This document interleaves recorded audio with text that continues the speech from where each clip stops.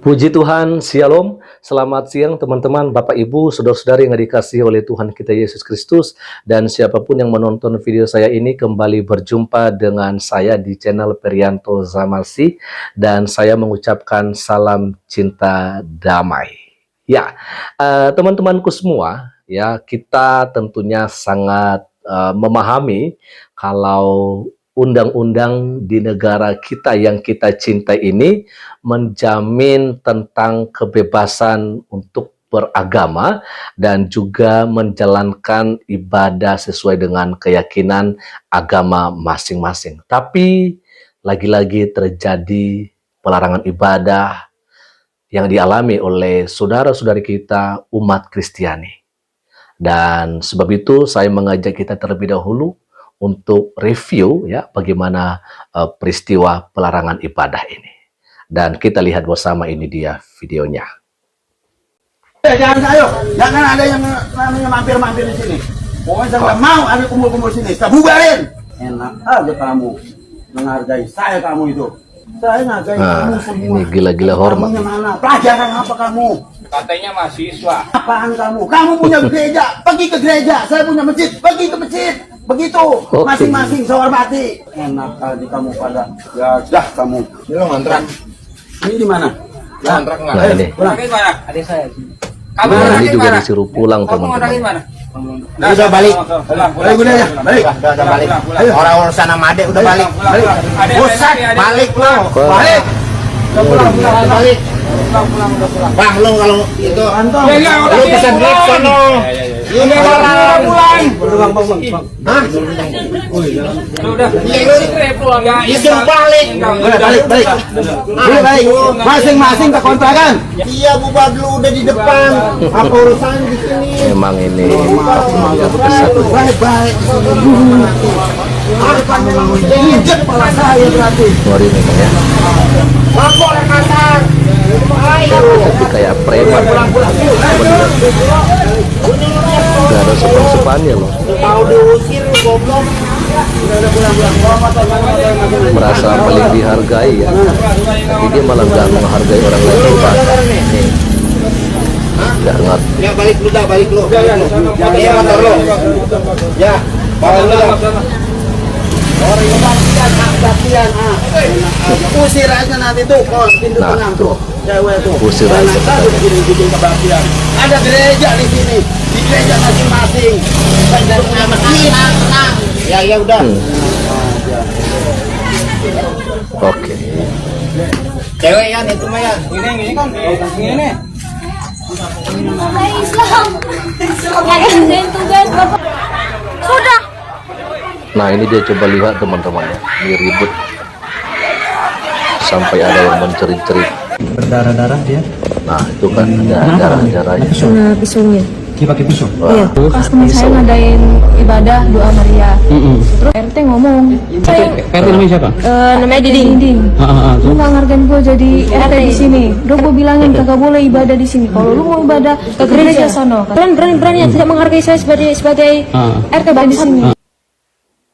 Oke, kita akan dengarkan ya bagaimana pemandangan dari Bang Permadi Arya. Ya. Assalamualaikum. Saya mau meluruskan narasi sesat, rumah tidak boleh dipakai ibadah dan ibadah itu Oke. harus di gereja. Ini Siap. narasi sesat dan biadab. Kalau rumah Betul, tidak boleh betul. dipakai ibadah, berarti kita umat Islam juga tidak boleh sholat di rumah. Sholat wajib Ya. di masjid. Tapi kan faktanya kita umat Islam boleh sholat di rumah. Begitu juga kalian umat Kristen. Ya boleh ibadah di rumah. Boleh ibadah di rumah. Seharusnya. Jadi kalau kalian umat Kristen dilarang ibadah di rumah dengan narasi ibadah harus di gereja, itu adalah narasi sesat yang berbau Kristenfobia dan diskriminasi SARA. Lawan. Ayo, Oke. galakan ibadah di rumah. Hak beribadah di rumah adalah hak kalian yang dilindungi undang-undang. Hak kalian yang dilindungi undang-undang. Sebarkan lagi Oke, video ini. setuju ya. Lawan Kristenfobia, lawan diskriminasi SARA.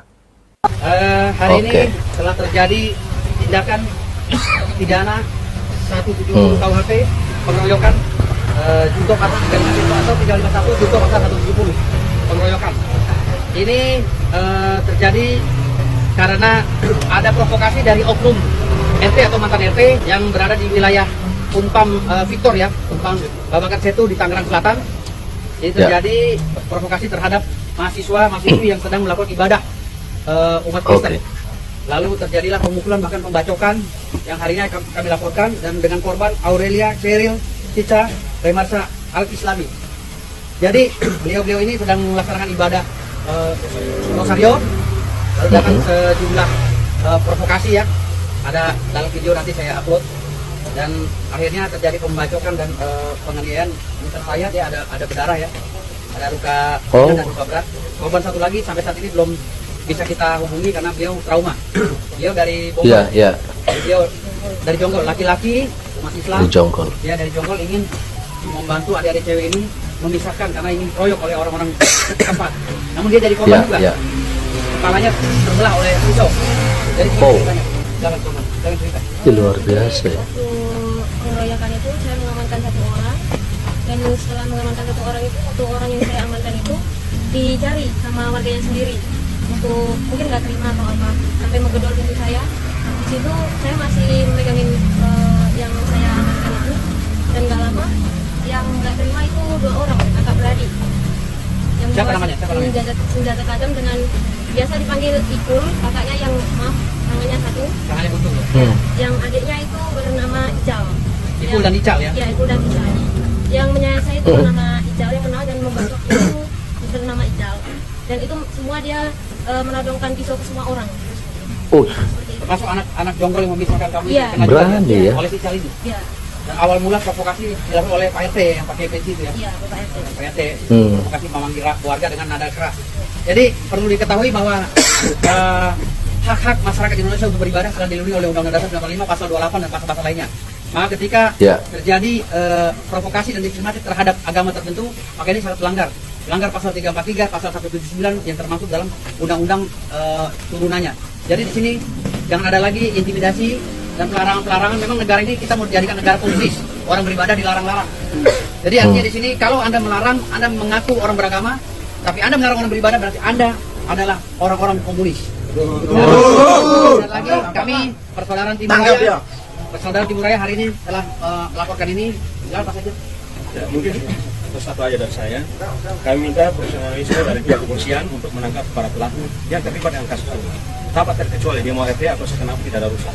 Ya, Hanya itu betul. aja. Harus pelaku harus ditangkap juga. Harus. Nah, itu dia teman-temannya. Memang ngeri-ngeri sedap kalau kita melihat orang-orang yang seperti di video tadi ini ya. Seorang RT loh, coba bayangkan, seorang RT tapi dia malah memprovokasi orang-orang ya agar orang-orang ini akhirnya melakukan tindakan keras terhadap mereka, saudara-saudara kita yang sedang melakukan ibadah gitu loh. Coba bayangkan teman-teman, ini berkali-kali saya sampaikan loh. Ya, karena memang berkali-kali juga terjadi yang namanya pelarangan ibadah.